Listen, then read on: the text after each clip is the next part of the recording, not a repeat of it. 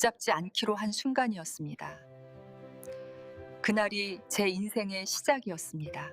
그날이 왜 그렇게 또렷하게 기억에 남는지 저도 아직 정확히는 모르겠습니다.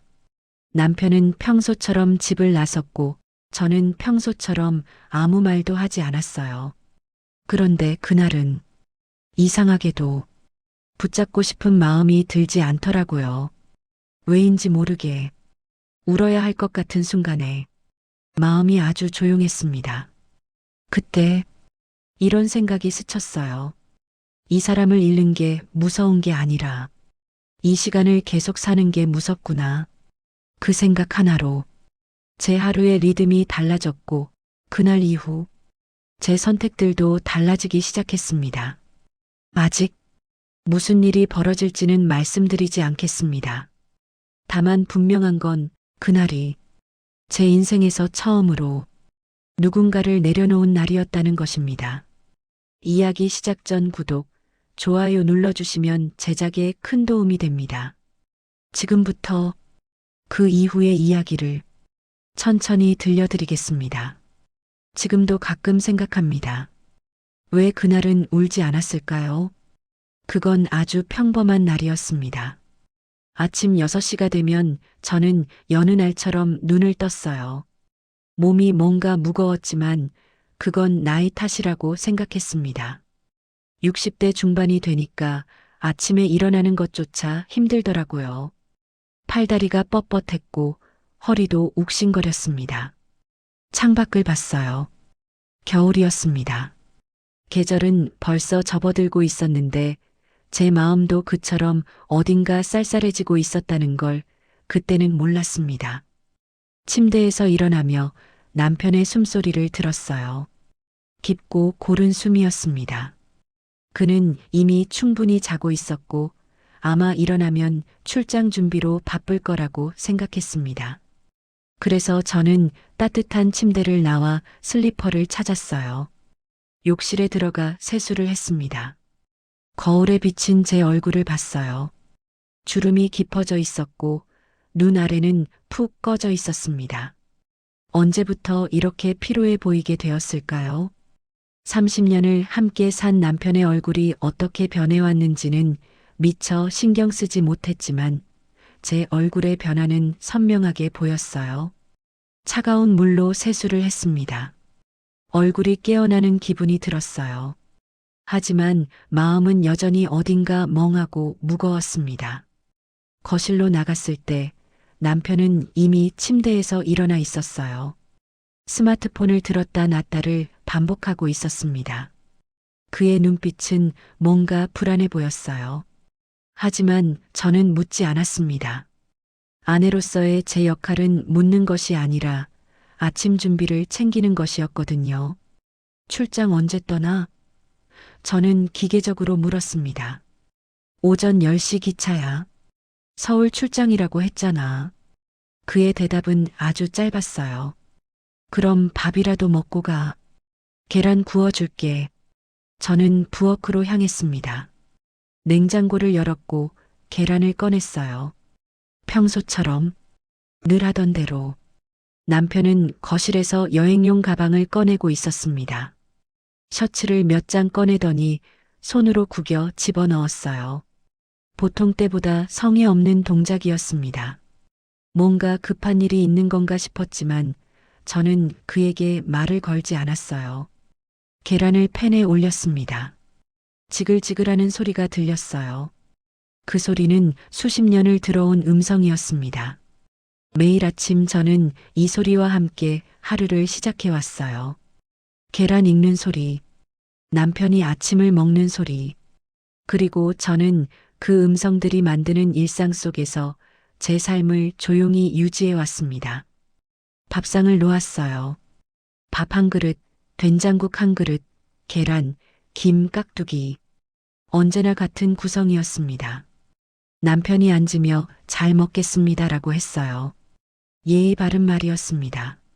하지만 아내에게 하는 남편의 말이 이렇게 예의 바를 필요는 없었어요.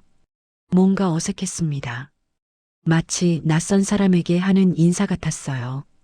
저는 건너편에 앉아 그를 봤습니다. 그가 밥을 먹는 모습을 관찰하듯이 봤어요. 내가 30년을 함께한 이 사람이 정말 누구인가 싶었습니다. 새로운 시선으로 보니 그의 모습이 낯설었어요. 남편은 밥을 빨리 먹었습니다. 언제 나가야 한다는 압박감이 있는 것처럼. 그리고 밥을 다 먹고는 곧장 세면대로 갔어요. 칫솔질을 하는 소리가 들렸습니다. 저는 남은 밥상을 정리했어요. 그릇을 싱크대에 모아두고 물을 받아 헹굴 준비를 했습니다. 잠깐, 제가 해야 할 일은 이게 아니었어요. 남편이 떠나기 전에 뭔가 해줘야 할 일이 있는 건 아닐까요? 평소 같았으면 짐 다 챙겼어? 핸드폰은? 지갑은? 이렇게 물었을 거예요. 아내가 남편의 출장을 챙겨주는 건 당연했으니까요. 하지만 그날 아침 저는 그렇게 묻고 싶지 않았습니다. 왜일까요? 지금도 모르겠어요. 남편이 거실로 나왔어요. 가방을 들고 현관을 향했습니다. 다녀올게.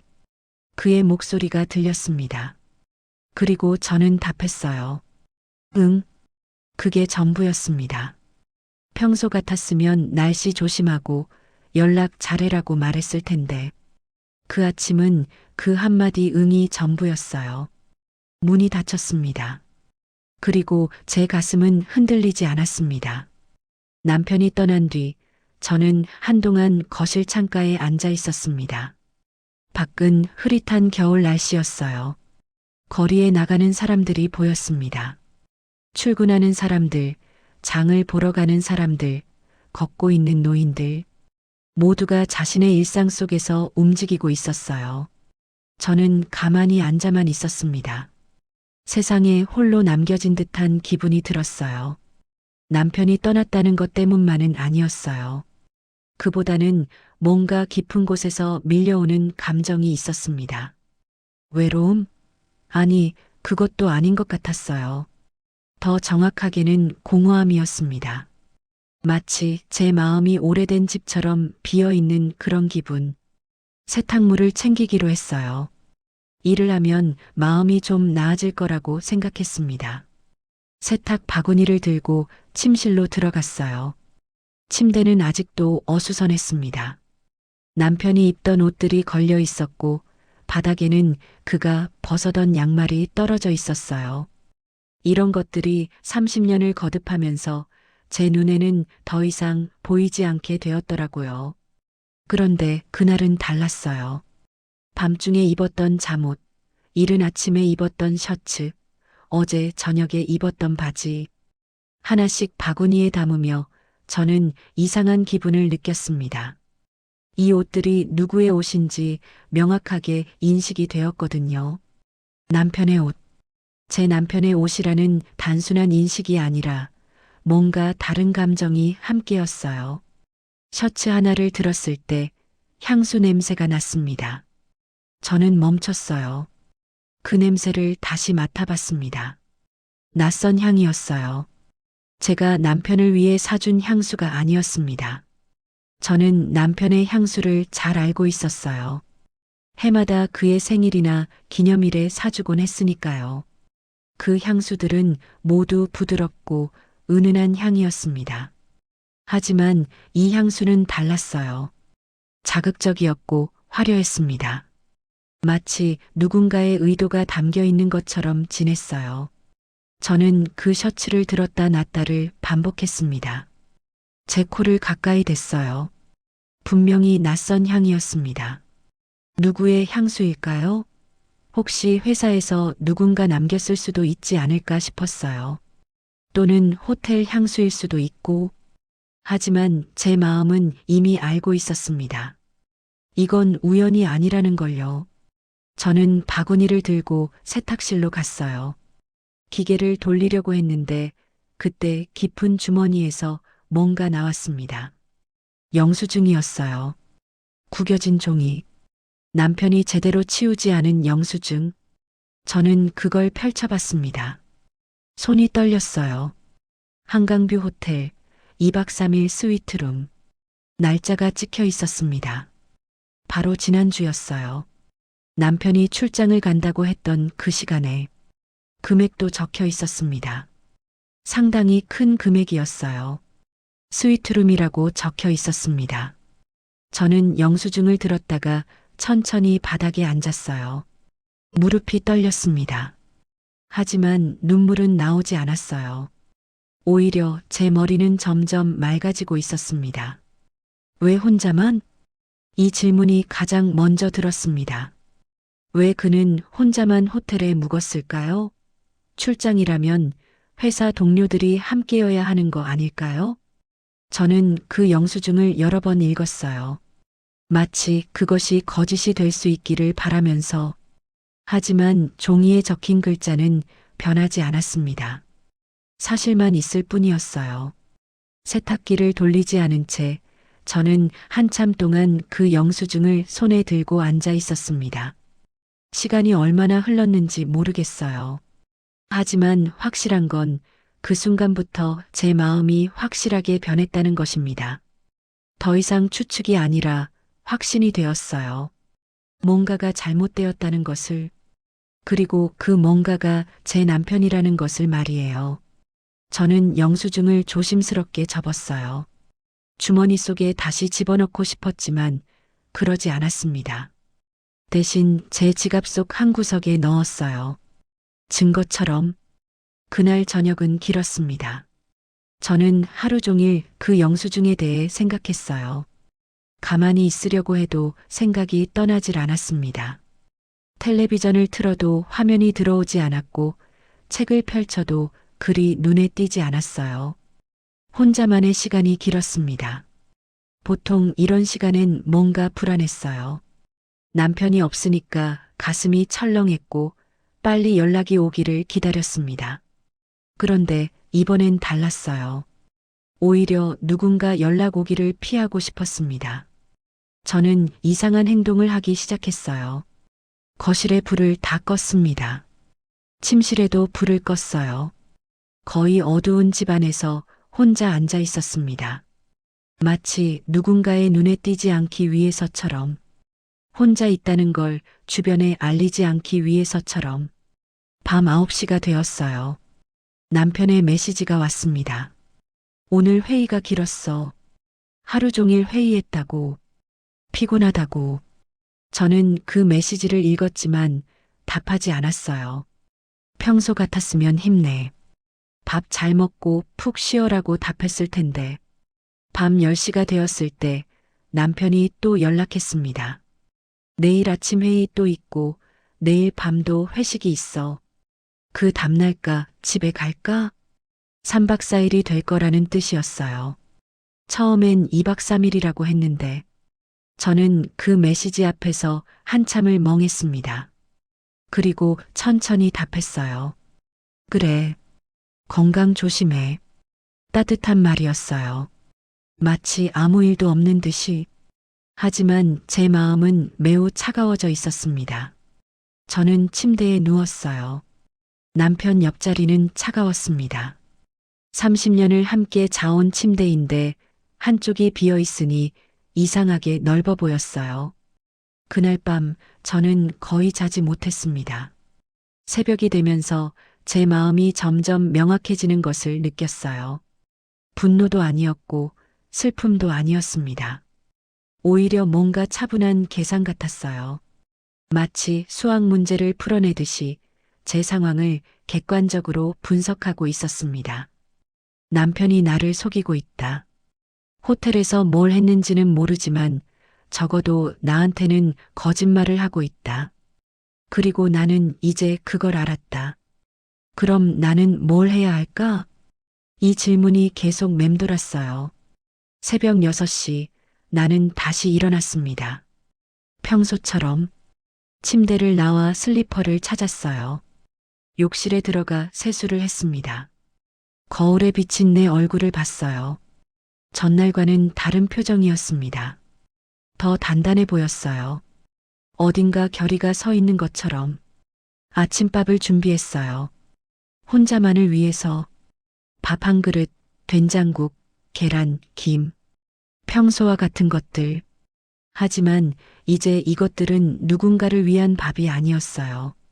오직 나 자신을 위한 것이었습니다. 저는 천천히 밥을 먹으며 생각했어요.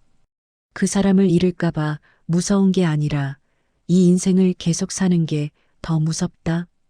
이 문장이 제 가슴에서 올라왔어요. 어디서 나온 말일까요? 누군가 저한테 해주었던 말일까요?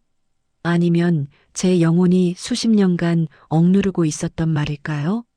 저는 그 순간이 제 인생의 분기점이 될 거라는 걸 알았습니다. 그 다음 날부터 저는 행동을 취하기 시작했어요. 처음엔 조심스러웠습니다. 남편이 모르게 해야 한다고 생각했어요. 마치 첩보 활동을 하듯이 조용하게 움직였습니다. 저는 컴퓨터를 켜기로 했어요. 하지만 남편이 사용하는 컴퓨터는 아니었습니다. 제 이름으로 된 은행 계좌와 신용카드 내역을 확인하기로 했습니다. 우리는 공동 통장을 사용했거든요. 마우스를 클릭했어요. 비밀번호를 입력했습니다. 화면이 열렸어요. 지난 3개월의 거래 내역을 확인해 봤습니다. 내 이름으로 나가는 항목들은 평소처럼이었어요. 상품권, 의약품, 생활용품. 하지만 남편 이름으로 나가는 것들은 달랐습니다. 고급 음식점. 그것도 이름도 낯선 곳들이었어요. 저와 함께 간 적 없는 식당들이었습니다. 호텔. 역시 처음 본 호텔 이름들이었어요. 명품관. 저는 남편이 명품을 관심 있어 하는 사람이 아니라고 알고 있었습니다. 백화점 화장품 매장. 남편이 뭘 사려고 여기를 갔을까요? 저는 그 거래 내역들을 기록했어요. 스마트폰을 들고 사진을 찍었습니다. 날짜, 금액, 장소. 하나도 빠뜨리지 않고 기록했습니다. 그리고 그 기록을 보며 저는 어떤 감정도 들지 않았어요. 일반적으로 이런 상황이라면 눈물이 흘러야 하고 가슴이 철렁 내려앉아야 했습니다. 하지만 저는 평온했어요. 오히려 제가 하는 일에 집중했습니다. 마치 사건을 풀어내는 탐정처럼 저는 그 다음 휴대폰을 꺼냈어요. 남편의 휴대폰이 아니라 제 휴대폰 서비스에서 제공하는 가족요금제 앱을 열었습니다. 여기서는 가족 구성원의 기지국 위치를 볼 수 있었거든요. 사실 저도 처음엔 남편의 안전을 위해 깔았던 앱이었습니다. 혹시 사고라도 나면 위치를 알기 위해서요. 앱을 열었어요. 남편의 위치가 표시되었습니다. 서울. 정확히는 강남의 한 호텔 주변이었어요. 저는 그것을 기록했습니다. 다시 또 기록했어요. 그리고 놀라운 일은 그 다음에 일어났습니다. 남편이 서울에서 움직이지 않았거든요. 같은 호텔 주변에 머물렀어요. 3일 동안 같은 위치에서. 출장이라면 여러 장소를 돌아다녀야 하지 않을까요? 하지만 남편은 같은 호텔 주변에만 있었습니다. 제 손이 떨렸어요. 처음으로 감정이 올라왔습니다. 하지만 그것도 오래가지 않았어요. 다시금 냉정함이 덮쳤습니다. 나는 무엇을 해야 할까? 이 질문이 계속 반복되었어요. 저는 변호사를 검색했습니다. 인터넷에서 이혼 상담이라고 치면 수많은 사이트가 뜬답니다. 저는 하나하나 들어가며 읽었어요. 이혼의 절차, 필요한 서류, 양육비, 위자료, 재산분할. 몇십 년을 한 부인으로 살아오며 이런 단어들을 제대로 생각해 본 적이 없었습니다. 하지만 이제는 현실이었어요. 그리고 제 손가락이 그것들을 하나하나 검색하고 있었습니다. 밤이 깊어갔어요. 남편은 여전히 서울에 있었고 저는 거실에서 혼자 미래에 대한 계획을 세우고 있었습니다. 남편과는 결혼한 지 30년이 되었어요. 자식들은 이미 다 커서 각자의 가정을 이루고 있었습니다. 장남은 미국에 있고 차남은 서울에서 회사를 다니고 있었어요. 딸은 대구에서 살고 있었습니다. 그들에게는 어떻게 말해야 할까요? 엄마가 아빠와 이별한다고? 그들이 얼마나 상심할까요? 하지만 동시에 다른 질문이 떠올랐어요. 내가 이 삶을 계속 살아야 하나? 남은 인생을 거짓된 결혼 속에서 더 이상 남은 시간이 많지 않아요. 저는 이미 60대 중반입니다. 70대는 얼마나 남을까요? 80대는요? 제가 거짓 속에서 살 남은 시간이 너무 아깝게 느껴졌습니다. 그 밤 저는 처음으로 제 자신을 위한 선택을 할 수 있다는 걸 깨달았어요. 아내로서도 어머니로서도 남편의 선택에 끌려가는 제가 아니라 오직 제 자신의 선택으로 제 인생을 살 수 있다는 걸요. 남편이 돌아왔습니다. 4박 5일 뒤였어요. 그날 오후 저는 거울 앞에 섰습니다. 오랜만에 화장을 했어요. 아내로서의 의무감이 아니라 제 자신을 위해서였습니다. 내가 흔들리지 않기 위해, 내가 강해 보이기 위해, 아니, 더 정확히는 내가 나에게 비추어 보이기 위해 아이라이너를 그었어요. 검은색으로 입술도 발랐습니다. 평소에 하지 않던 색, 강한 색이었어요. 현관에서 열쇠 소리가 들렸습니다. 남편이 들어오고 있었어요. 저는 거실에 앉아 있었습니다. 밥상이 준비되어 있지 않았어요. 평소 같았으면 남편이 돌아오기 전에 밥을 하고 맛있는 반찬들을 여러 개 차려놨을 텐데 남편이 현관을 통과해 거실로 나왔을 때 그는 이상해하는 표정을 지었어요. 밥은 안 했어? 그가 물었습니다. 어제 밥이 남아있어. 데워 먹어. 저는 담담하게 대답했어요. 나 자신도 깜짝 놀랐습니다. 30년 동안 한 번도 한 적이 없었던 말이었거든요. 남편은 뭔가 이상해하는 표정으로 저를 봤어요. 왜 그래? 기분이 안 좋아? 아니, 그냥 피곤해. 거짓이었어요. 저는 전혀 피곤하지 않았습니다. 오히려 명확했어요. 지금껏 느껴본 적 없는 명확함으로 남편은 짐을 내려놨습니다. 그리고 거실을 둘러봤어요. 뭔가 알 수 없는 불안감이 얼굴에 떠 있었습니다. 마치 뭔가 잘못되었다는 걸 감지하는 것처럼. 어디 아파? 의사가 봤어? 그가 물었어요. 아니, 그냥 혼자 있고 싶어. 제 목소리는 차가웠어요. 그건 의도한 게 아니었습니다. 그냥 나왔어요. 제 가슴에서 올라온 그대로. 남편은 침실로 들어갔습니다. 이상한 침묵이 흘렀어요. 그 밤 저는 침대의 반대쪽에서 잤어요. 남편 옆이 아니라 침대의 가장자리에 누웠습니다. 그는 자신이 한 일에 대해 아무것도 모르고 있었습니다. 제가 알았다는 걸, 제가 모든 것을 기록했다는 걸. 다음 날 아침 저는 평소처럼 일어났습니다. 세수를 하고 옷을 입었어요. 그리고 남편 없이 혼자만의 아침밥을 먹었습니다. 남편이 나타났을 때 저는 신문을 읽고 있었어요. 커피도 마시고 있었습니다. 이거 너 스타일이 아닌데. 뭔가 달라졌어. 그가 말했어요. 맞습니다. 뭔가 달라졌어요. 이제는 내 스타일이야. 내가 원하는 대로 살 거니까. 저는 그렇게 대답했습니다. 그리고 신문을 계속 읽었어요. 남편이 집에 있는 동안 제 행동은 더욱 명확해졌어요. 저는 더 이상 그를 위해 특별한 밥을 하지 않았습니다. 냉장고에 있는 것들로 평소처럼 세탁도 따로 하지 않았어요. 그저 제 것과 함께. 그리고 가장 중요한 행동은 제가 변호사를 다시 만났다는 것입니다. 이번에는 기록들을 모두 가지고 갔어요. 영수증 원본, 거래 내역, 위치 추적 캡처, 모든 것. 변호사는 자료를 정리했습니다. 이 정도면 충분합니다. 당신은 어떻게 하고 싶으신가요? 그 질문 앞에서 저는 한참을 멍했습니다. 어떻게 하고 싶은가? 다시 말해서 나는 어떻게 살고 싶은가? 그것이 진정한 질문이었어요. 이혼하고 싶습니다. 저는 말했어요. 하지만 조용하게, 싸우지 않고, 명확하게. 변호사는 고개를 끄덕였습니다. 그렇다면 당신이 먼저 청구를 제기하는 게 좋습니다. 그리고 준비를 단단히 해야 해요. 준비. 그 단어가 제 가슴에 울렸어요. 저는 집에 가서 더 정확한 기록을 만들기 시작했습니다. 지난 5년의 모든 거래 내역을 다운로드 받았어요.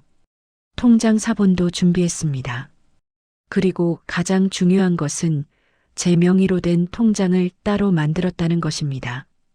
조용하게 은행 가서 통장을 만들었어요. 남편이 모르게. 그리고 제 급여를 그곳으로 직접 받도록 변경했습니다. 처음에는 죄책감이 들었어요. 이게 배신 아닌가 싶기도 했습니다. 하지만 다음 순간 명확해졌어요. 아니다.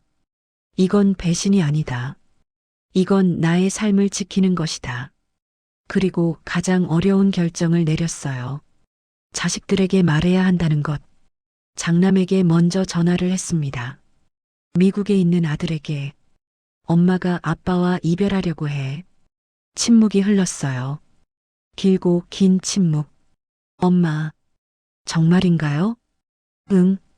엄마가 매우 신중하게 생각한 결정이야. 아들은 울었어요. 전화 저편에서 목이 메인 소리가 들렸습니다. 엄마는 왜 이런 결정을 해요? 너무 늦었잖아요. 그 질문 앞에서 저는 반대로 울고 싶었어요.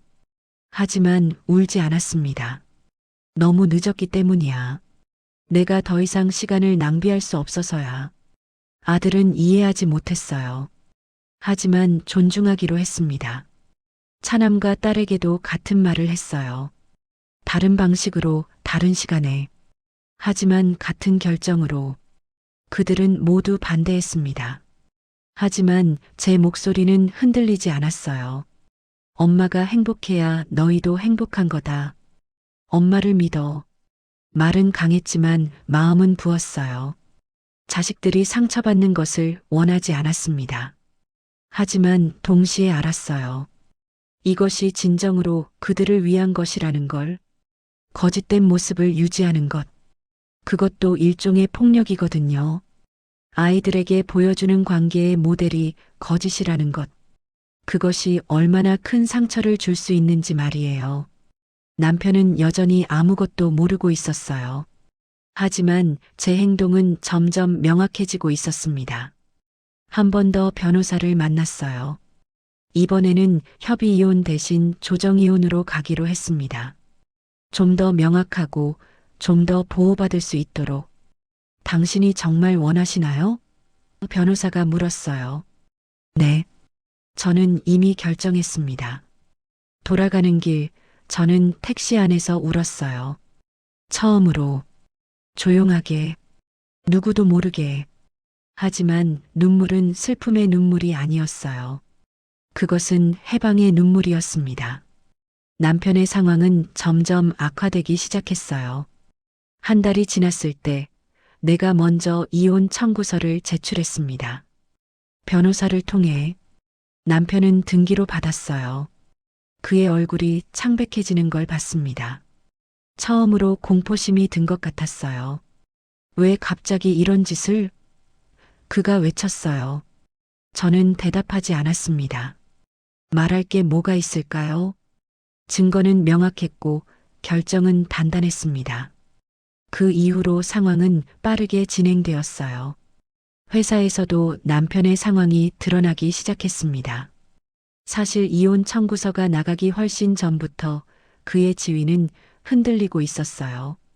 회사 거래에서도 신뢰를 잃었고 동료들도 그를 피하기 시작했습니다. 저는 나중에 알게 되었어요. 그가 호텔에만 있었던 이유를 출장이라고 핑계대고 있었던 것이 사실은 도망이었다는 걸. 회사 문제 때문에 거래처를 돌 수 없었던 거라고요. 그리고 더 깊은 문제들이 드러나기 시작했어요. 회계 문제, 개인 거래, 회사 돈과 개인 돈의 혼동. 결국 3개월 뒤 남편은 회사에서 물러났습니다. 명예로운 퇴직이 아니라 거의 축출에 가까웠어요. 그때 처음으로 저를 찾아왔습니다. 눈물을 흘리며 내가 잘못했다.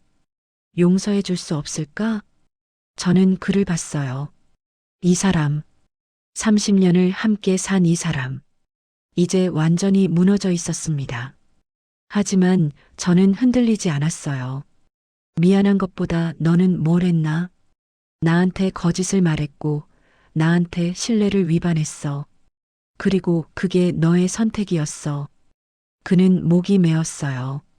하지만 저는 계속했습니다. 너는 나를 잃은 게 아니야. 너는 너 자신을 잃은 거야. 나는 여기서 벗어난 거지만 너는 너 자신 안에서 계속 빠지고 있을 거야. 그 말을 한 후 나는 깨달았어요. 제가 정말로 용서할 필요가 없다는 걸. 용서는 거기를 떠난 사람이 하는 게 아니에요. 거기 남겨진 사람이 혼자 해야 하는 거니까요. 시간이 흘렀어요. 남편은 계속 무너졌습니다. 재정 문제, 심리 문제, 그리고 가족과의 관계도 사라졌어요. 자식들도 아버지와의 관계를 정리하기 시작했습니다. 저는 그걸 볼 때 아프기도 했어요. 하지만 동시에 알았습니다. 이것도 그의 선택의 결과라는 걸. 제가 그를 포기한 게 아니라 그가 자신을 포기했다는 걸. 거짓과 함께 자신의 모든 것을 포기했다는 걸 말이에요. 이혼이 확정된 날, 저는 아무도 모르게 조용히 울었어요. 서류에 도장을 찍는 순간 뭔가 제 안에서 풀어지는 것을 느꼈습니다. 마치 오래된 쇠사슬이 풀리는 것처럼. 아니, 그것보다는 제가 감옥에서 나오는 것 같았어요. 변호사가 축하한다고 했습니다.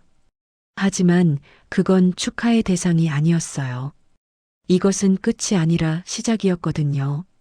집으로 돌아가는 길, 저는 버스에서 창밖을 봤습니다. 거리는 여전히 같았어요. 하지만 뭔가 다르게 보였습니다. 색깔이 더 선명해진 것 같았어요. 집에 들어갔을 때 텅 빈 집이 반겨주었습니다. 남편의 짐들은 이미 치워졌거든요. 이전에 몸을 옮길 때 대부분을 가져가 버렸어요. 저는 거실에 서서 한참을 멍했습니다. 이제 이 집은 제 것이었어요. 제 마음대로 할 수 있는 집이었습니다. 그날부터 새로운 일상이 시작되었습니다. 저는 새벽 6시에 일어나는 습관을 버리지 않았어요. 하지만 이제 그건 의무가 아니었습니다. 제 자신을 위한 선택이었어요. 커피를 내렸습니다. 같은 커피, 같은 잔. 하지만 그 맛이 완전히 달라졌어요. 아무도 내 눈치를 보지 않는 자유로운 시간이었거든요. 창가에 앉아 저는 천천히 커피를 마셨습니다. 밖을 봤어요. 거리로 나가는 사람들. 그들 중 누군가는 남편 때문에, 아이들 때문에, 또 다른 누군가를 위해 살고 있을 거예요. 그 삶도 좋을 수 있어요.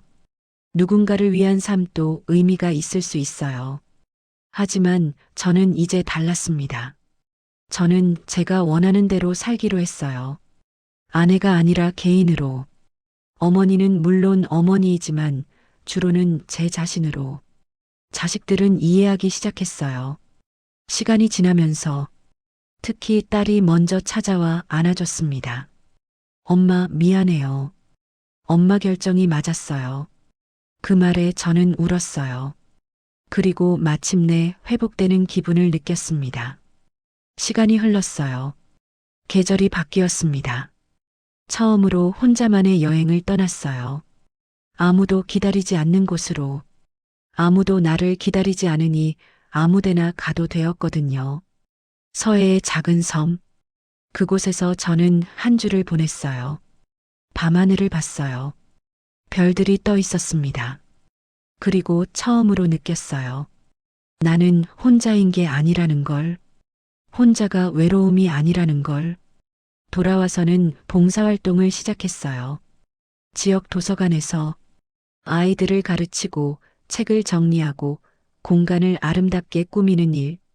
그곳에서 저는 새로운 친구들을 만났어요. 비슷한 나이의 여자들이었습니다. 모두 자신의 인생을 재정의한 사람들이었어요. 남편이 떠났어요. 자식들이 독립했어요.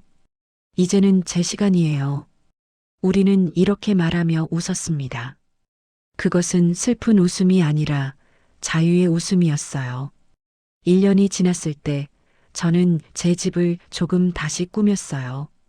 남편이 있을 때는 하지 않았던 색깔들. 밝은 노란색의 커튼, 초록색 쿠션, 따뜻한 조명. 침실도 변했어요. 싱글 침대로 바꿨습니다. 이제 넓은 침대는 필요 없었어요. 오직 나를 위한 공간이면 충분했습니다. 매일 아침 저는 새벽 6시에 일어납니다. 그리고 창가에 앉아 커피를 마십니다. 그 시간은 이제 명상의 시간이에요. 제 삶을 돌아보고 오늘은 뭘 할지 생각하고 내 마음이 어디를 향하고 있는지 들어보는 시간. 때때로 생각합니다. 만약 그날 아침 제가 평소처럼 남편을 붙잡고 있었다면 어떻게 되었을까? 아마 지금도 같은 침대에서 같은 무언함 속에 있었을 거예요. 하지만 제 영혼은 이미 떠나 있었을 거고요. 대신 저는 다른 선택을 했어요. 그 사람을 붙잡지 않음으로써 오히려 제 자신을 붙잡았어요. 그리고 지금 이 순간도 계속되고 있습니다. 매일 아침의 커피, 그 속에 담긴 고요함, 그리고 제 인생이 오직 나에게만 속한다는 깨달음. 누군가의 아내가 아니라, 누군가의 엄마가 아니라, 오직 나. 그 자체로. 그것이 제가 붙잡지 않기로 한 그날 찾은 것이었습니다.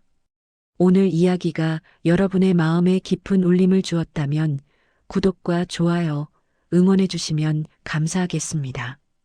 여러분의 응원이 더 좋은 이야기를 만듭니다. 언제나 당신의 건강하고 행복한 삶을 응원합니다. 여러분 사랑해요.